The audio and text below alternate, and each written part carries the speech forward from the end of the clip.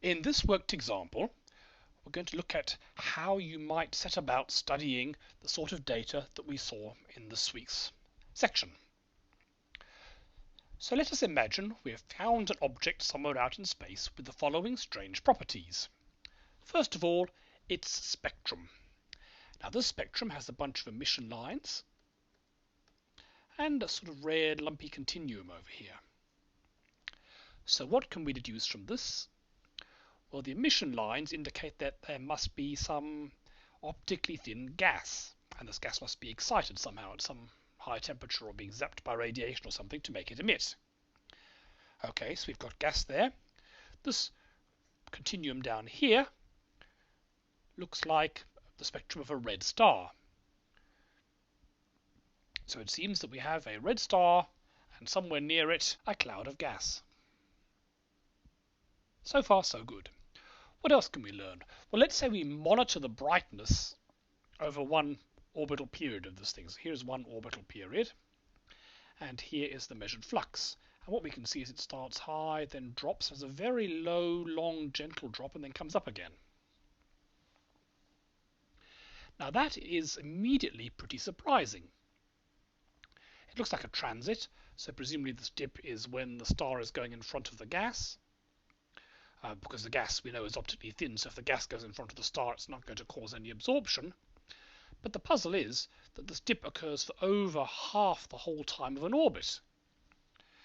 So let's imagine we had a red star and a cloud of gas. As it goes around, let's say the Earth is over here, it'll only be causing some sort of transit when it's in this place over here. By the time it's here or here or here or here or here, it can't cause a transit. So how can you have a transit that lasts over half the orbital period? The only real way is if somehow the cloud of gas wraps around the star. We don't know the exact shape, but something that wraps around it so that for an enormous range of angles, some of it is blocked out. So that's looking pretty weird. What else can we learn? Well, if we take repeated spectra, we can look at the red shift or blue shift of the emission lines and the red shift or blue shift of the absorption lines in the star spectrum. And here's what we get. The absorption lines show no red shift or blue shift at all. They are just perfectly straight down the middle. But the emission lines show a big sine wave pattern. So what is that telling us? Well, it seems to be telling us that the absorption lines are coming from the star, and the star isn't moving. So the star is stationary, and it's the gas cloud that's moving round and round. Now, for that to be the case, the gas cloud must be much lighter than the star. If they were a comparable mass, they'd both be moving. If the gas cloud was much heavier, then it would be stationary, and the star would be moving around it. So that's our second deduction, that the gas cloud is very lightweight compared to the star. The third bit of data consists of spectra zooming in on one of the lines, let's say this one, at different times during its orbit. So here is time A, and here's a spectrum, time B, time C, and time D. So A, B, C, D. Now what can we deduce from this? Well, at A, that's when the flux is a maximum, so that's presumably when the gas cloud is in front of the star. And what's the spectrum? We see a broad range of velocities. Okay, so that's telling us that the gas cloud when it's in front is not all at the same speed. Some of it's at speed 0, but some's moving away from us and some's moving towards us. Interesting. Now, how about at time B? Now that's when it's got its peak velocity away from us. So presumably that's telling us that's when the gas cloud is moving away from us at maximum speed if we're down here. And what we see is a range of velocities once again, but none of it's moving towards us, it's all moving away. The bulk of it's moving away quite fast, but there's some that's moving away quite slowly. And we see the reverse pattern at point D, which is presumably when the gas cloud has come back around to something like this. And at C, that's when the gas cloud's in the background, we don't see anything at 0 velocity, but we see stuff both moving away and towards us. So what's going on here?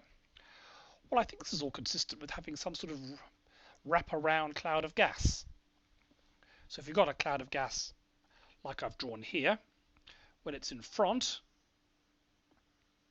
if it's all moving round in a circle, this bit here is not moving towards or away from us, that bit's moving away from us, that bit's moving towards us. So we will get a range of wavelengths. When it's over here, at point B, it's probably wrapped all the way around, because you see at B the transit's already begun. This bit's not really moving towards or away from us, that bit's not really moving towards or away from us, but this bit's moving pretty fast away from us. So that explains the shape we see here. And similarly over here when it's coming towards us.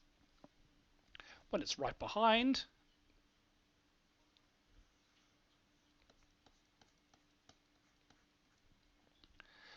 the bit that's moving sideways and not moving towards or away from us is actually hidden by the star, which is why there's this gap in the middle here. This bit's moving away, that bit's moving towards us, so we get the away and the towards. So this all seems to fit. So we have a model here based on the data where we've got a red star and a wraparound cloud of gas. Now where it came from, I don't know. Maybe a planet or something was disrupted, or a star, or there was some flare or something like that. And this cloud of gas is wrapped in some sort of horseshoe-like shape around, and it's moving in circles with this period. And we know that the horseshoe-shaped cloud of gas is much less massive than the star because the star isn't wobbling to within our measurement error. Now there's one more thing we can deduce in this situation, which is how far the gas cloud is from the star. So if we have our red star and our gas cloud orbiting around it, some velocity v, which we know is 100 kilometers a second, some distance r. We had an equation in the reference notes relating r to the velocity, but that was derived, if you remember, for the situation where the star and the gas cloud had roughly equal masses. In this case, we know that the mass of the star is much more than the mass of the gas cloud, so we can't use that equation. We'll have to derive it using the same physical principles from scratch. How did we derive that equation? Well, we balanced centrifugal force and gravity, as we have done so many times in this course. So we know that mass of the gas cloud, v squared over r, equals g mass of the red star, mass of the gas cloud over r squared. So we can cancel that r, cancel the mass of the gas cloud. Rearranging, we end up with r equals g m red star over v squared. Now if we assume the red star is about the mass of the Sun, that's going to be 6.67 that's 10 to the minus 11 times 2 by 10 to the 30 over the velocity 100 kilometers a second, so that's 100,000 meters per second squared, which comes out as about 1.3 by 10 to the 10 meters. So very close in. And that's what we can deduce given this particular weird set of data.